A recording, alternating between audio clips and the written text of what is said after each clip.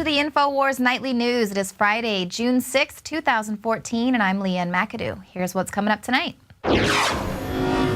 Tonight, a snitching sheriff calls DHS on a records-requesting journalist. Then, a Michigan medical law mandates that doctors have private time with your children. And proof that the terrorists who hate us for our freedoms have nothing to hate anymore. You cannot take my camera. You cannot. Nowadays, it's about hiring little social worker bureaucrats who are on power trips and want to dominate you. Well, a new law mandates that your children have to have a private conversation with the doctor before every visit. That's right, the doctor can talk to your kids about sex and all kinds of things without your knowledge and without your consent. You can't even opt out of it. Now, Michigan mother Christine Duffy brought her 17-year-old daughter into her physician's office just for a minor foot injury, and she was told that a new medical access law required a nurse to have a private conversation with her child. Now, the mom asked, "How can I opt out?" And the receptionist told her there is no way to opt out.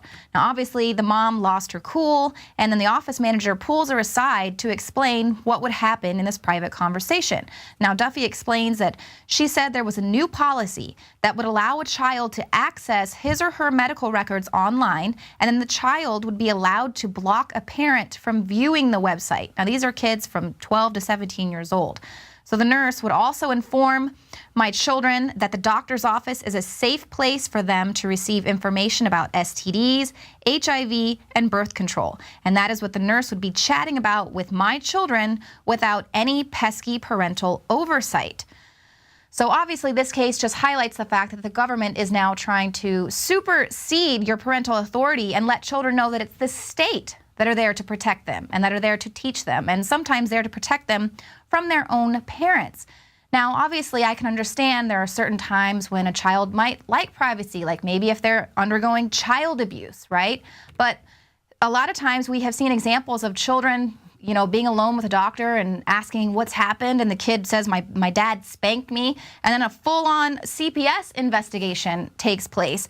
But the fact is the state is now trying to tell you that you cannot opt out of educating your own children about sexuality, about, sexual promiscuity, and telling them to abstain from sex, prior to marriage. Whatever your views are, they're basically letting you know that they're the ones that are going to be educating your children about these things.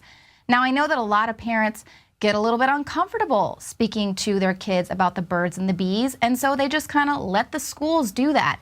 And now it's kind of the schools and the state thinks that is their job. And it's kind of gotten to the extreme because now parents have no idea what their children are being taught in schools.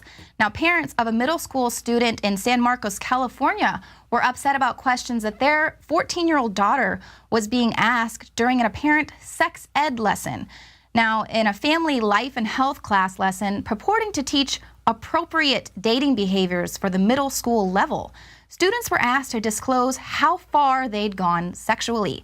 Now, these were students at the Woodland Park Middle School, and they were asked to stand beneath signs. The signs were labeled smiled at, hugged, kissed, above the waist, below the waist, and all the way.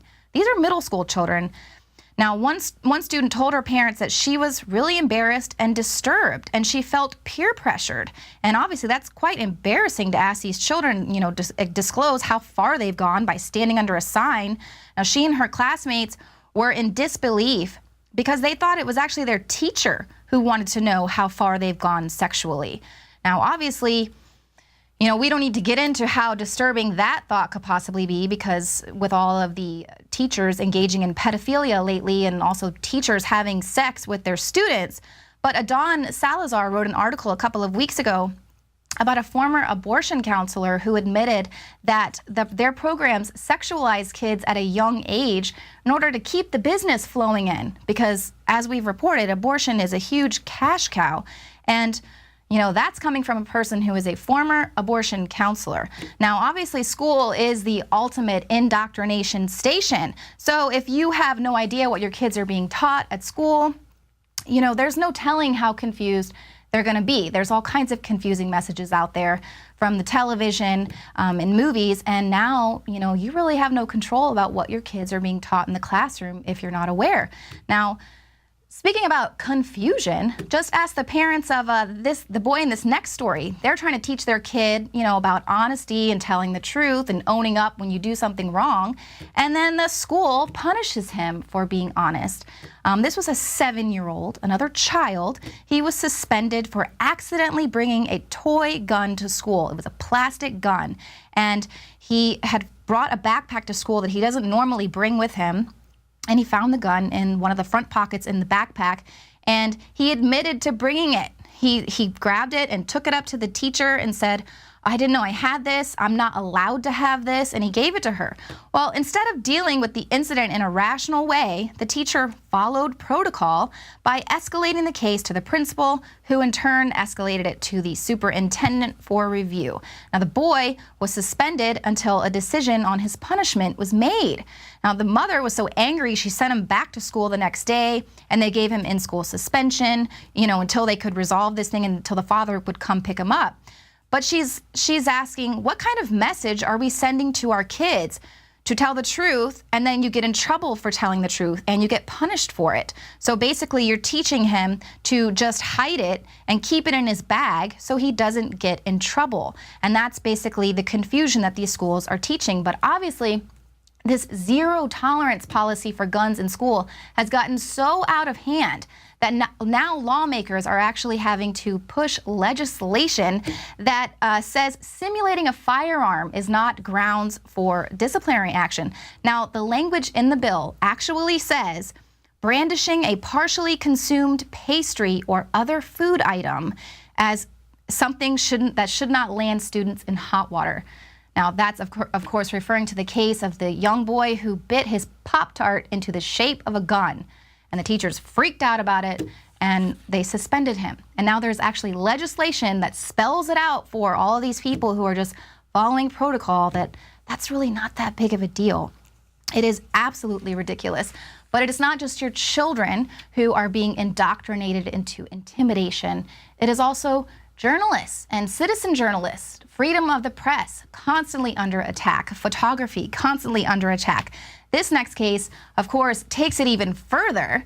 Now they're going full-on intimidation tactics. A sheriff in Tennessee called Homeland Security on a reporter. A journalist, he was attempting to obtain public records about the treatment of prisoners at a local jail. Now, Alex Friedman is the editor for the Prison Legal News, and he's been working on a piece about complaints that are coming out of the Marshall County Jail. Now, he's now suing Sheriff Normal Dalton for refusing to release those public records of alleged questionable practices in the prison system. Now, Friedman says that after Sheriff Dalton refused to provide him with records pertaining to medical care and other services for inmates, he paid him a home visit. He then ordered background checks on him, and then he even called the Department of Homeland Security in an effort to get the federal agents to harass Friedman. So in this case, the reporter was trying to find out if the inmates were only being fed twice a day.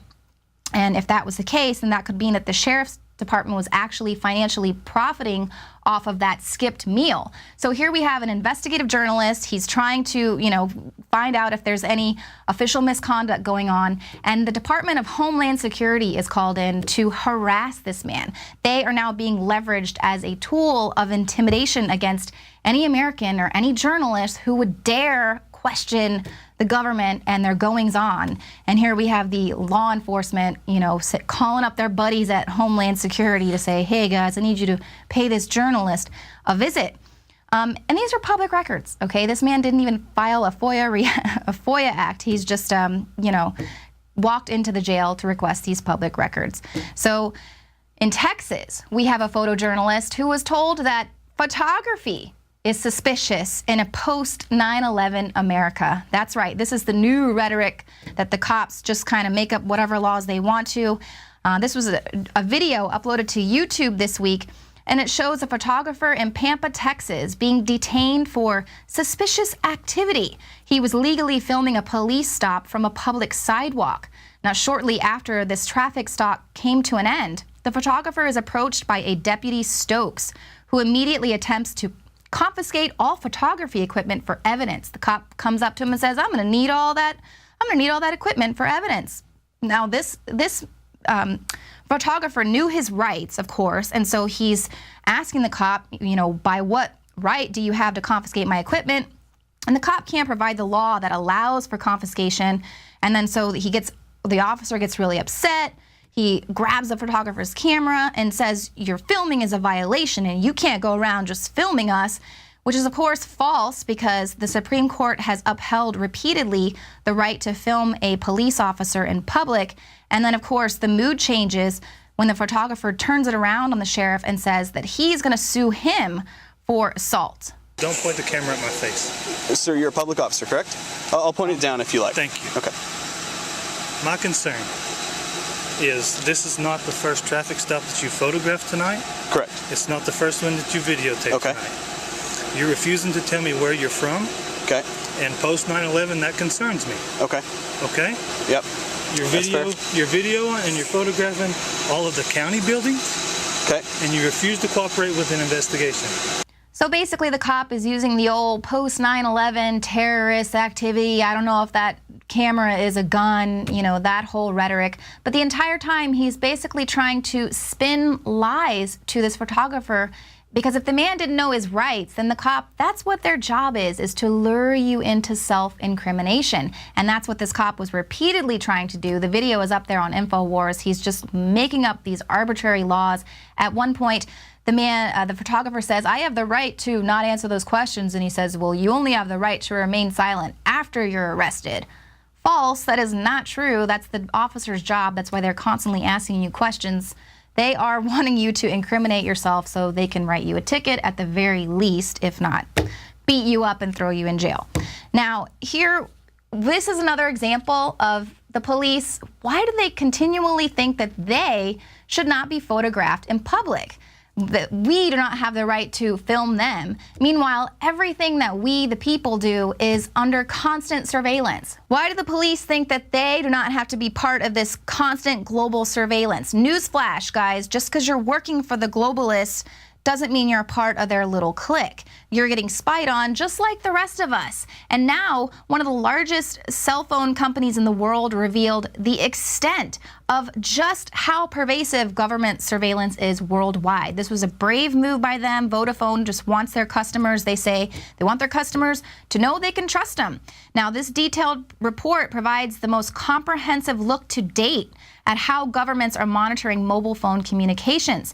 The most explosive revelation was that in 6 of the 29 countries that Vodafone services, authorities require immediate access to an operator's network, bypassing legal niceties like warrants. So basically, in those countries, Vodafone doesn't even get any formal demand for lawful interception. The government agencies demand their own direct link into network equipment.